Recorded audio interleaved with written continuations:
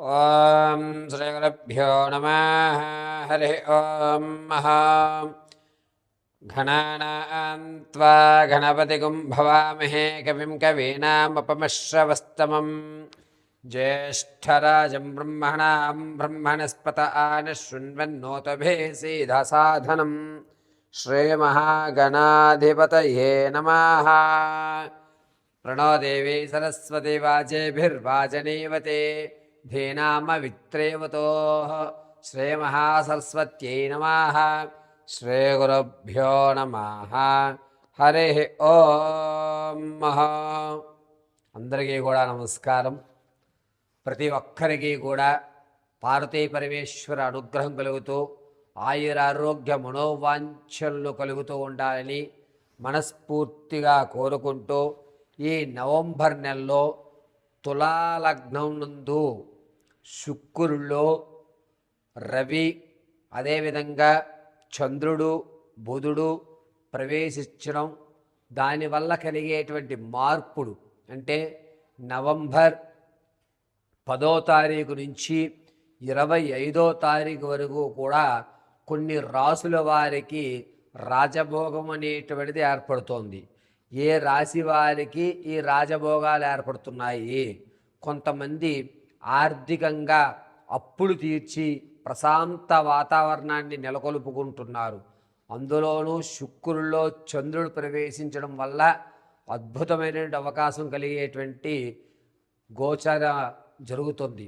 ఇవన్నీ కూడాను నవంబర్ నెలలో శుక్రుడితో రవి చంద్రుడు బుధుడు ఏ రోజులు కలయిక జరుగుతోంది, దానివల్ల జరిగేటువంటి ద్వాదశ రాశి వారి యొక్క ఫలితాలు ఏ విధంగా ఉండబోతున్నాయి, దీన్ని ఉపయోగించుకుని ఇప్పుడు ఈ సమయంలో మనకి ఏదన్నా ఒక గోల్డెన్ ఆపర్చునిటీ వస్తుందా, దాన్ని ఏ విధంగా సద్వినియోగపరుచుకోవాలి, ఏదన్నా ప్రమాదాలు జరిగేటువంటి అవకాశం ఉందా, ఆ అవకాశం ఉంటే కనుక ప్రమాదాలు జరిగే అవకాశం ఉంటే శృతిలో ఎలా తప్పించుకోవాలి, ఏ దేవతామూర్తిని మనం ఈ 25వ తారీఖు వరకు కూడా ఆచరిస్తే మనకి ఏ విధమైనటువంటి లాభయుక్తం జరుగుతాయి, మనం ఒక స్థాయి అనేటువంటిది ఎప్పుడు మారుతుంది అనేటువంటి ఈ ద్వాదశ రాశి ఫలితాల్లో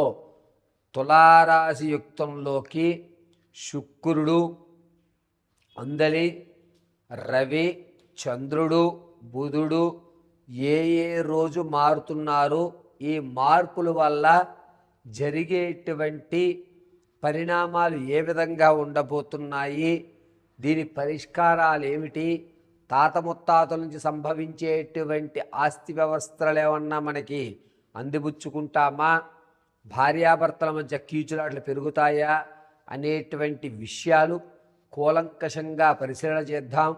ఈ 10వ తారీఖు నుంచి ప్రారంభం చేసుకుని 25వ తారీఖు వరకు కూడా శుక్రుడు రాక్షసుల అధిపతి గురువుడు కాబట్టి, అందులోనూ శుక్రాచార్య యొక్క అనుగ్రహం ఉంటే అనుకున్నటువంటి పనులు ఉన్నతమైన స్థాయిలో పూర్తయ్యి మన పేరు ప్రఖ్యాతులు ఎదగడానికి ఒక అద్భుతమైన అవకాశం కలుగుతుంది.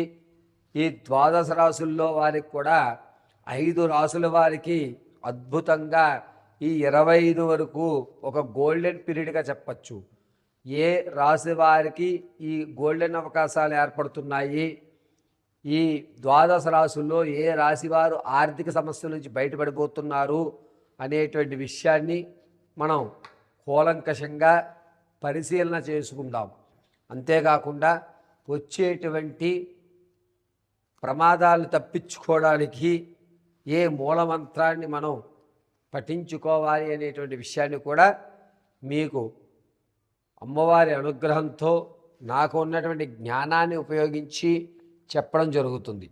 మకర రాశి వారికి నవంబర్ నెలలో 10వ తారీఖు నుంచి 25 వరకు కూడా తులారాశి యుక్తంలో శుక్రుడు, అందులోనూ 10వ తారీఖు నుంచి 17వ తారీఖు వరకు కూడా శుక్రుడితో రవి కలిగి ఉండడం, 17వ తారీఖు నుంచి 21వ తారీఖు వరకు శుక్రుడిలో చంద్రుడు కలిసి ఉండడం,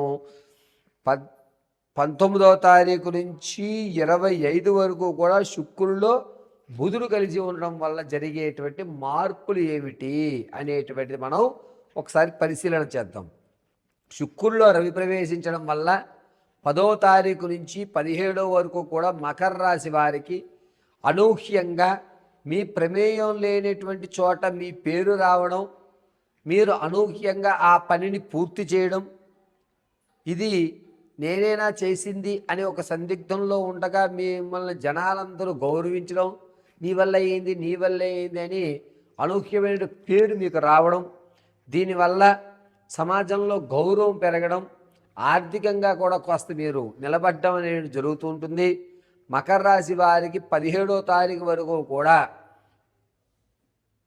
ఆనందకేలి విలాహితలో కానీ శుభకార్యక్రమాల్లో కానీ మీరే పెద్దపీట వహిస్తారు, మీకే పెత్తనం ఇస్తారు, మీ చేతికి తాళాలు ఇచ్చి మొత్తం వ్యవస్థ అంతా నువ్వే నడపయ్యా అని చెప్పి మిమ్మల్ని ఒక స్థితిగతుల్లో ఉంచేటువంటి అవకాశం ఏర్పడుతుంది. పైగా ఆ సమస్య మీ వల్ల పరిష్కారం కాకపోయినా ఎక్కడో అక్కడ మీ పేరు ఉపయోగించడం వల్ల ఆ క్రెడిట్ మొత్తం మీకే లభిస్తుంది.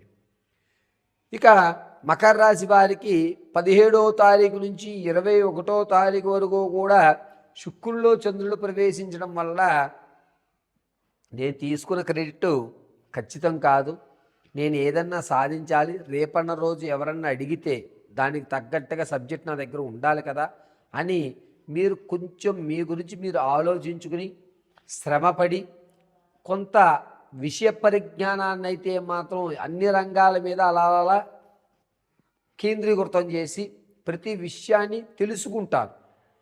పైగా ఇంతకుముందు మీరు చూడనటువంటి వినూత్నమైన పుణ్యక్షేత్రాల దర్శనం చేయడం, దానివల్ల ఒక అనుభూతిని పొంది మీలో కొన్ని మార్పులు అనేటువంటివి 21వ తారీఖు 17వ తారీఖు నుంచి 21 వరకు మీలో కొన్ని మార్పులు జరుగుతాయి. అది మీ మాట తీరు కానీ, మీ నడవడిక కానీ, మీరు ఎదుటివాడితో ప్రవర్తించే ప్రవర్తన కానీ, లేదా ఇంతకుముందు మీరు కొనసాగించి వదిలేసినటువంటి బంధాలు కానీ, ఇక నుంచి కొనసాగిద్దాం అనుకున్న బంధాలు కానీ, ఏదన్నా కానీ వాటిలో ఒక మెరుపుదనం కనబడుతుంది.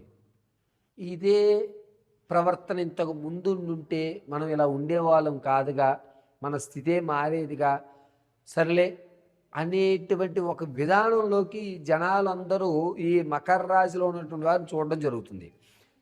21వ తారీఖు నుంచి 25 వరకు కూడా శుక్రుల్లో బుధుడు ప్రవేశించడం వల్ల కొత్త వ్యాపారాలు ప్రారంభం చేయడం, కొత్త వాళ్ళతో స్నేహాలు చేయడం, కొత్త పరిచయాలు ఏర్పరచుకోవడం, మీ స్థితిని మార్చుకోవడం అనేటువంటిది ఖచ్చితంగా జరుగుతూ ఉంటుంది.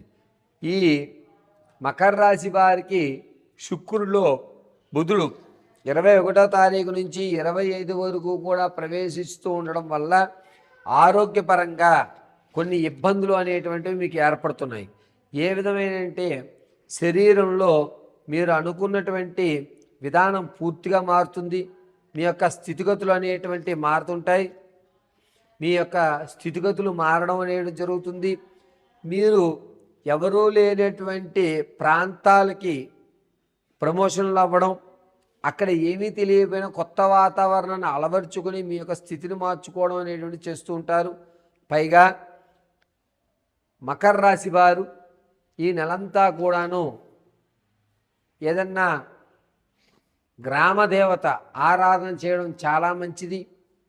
పైగా ప్రతినిత్యము కూడా మీ ఇంట్లో ఉన్నటువంటి దేవతామూర్తి ఎదురుగా నువ్వుల నూనె, వేప నూనె రెండూ కలిపి దీపారాధన చేయండి. అనూహ్యంగా మీకు వచ్చేటువంటి గౌరవం భంగం కలగకుండా స్థితి ఏదైతే మీకు వచ్చినటువంటి గౌరవ స్థితి ఏదైతే ఉందో దాన్ని అలాగే కొనసాగించేటువంటి అవకాశం ఏర్పడుతుంది. సర్వం పరమేశ్వరార్పణమస్తు. నెక్స్ట్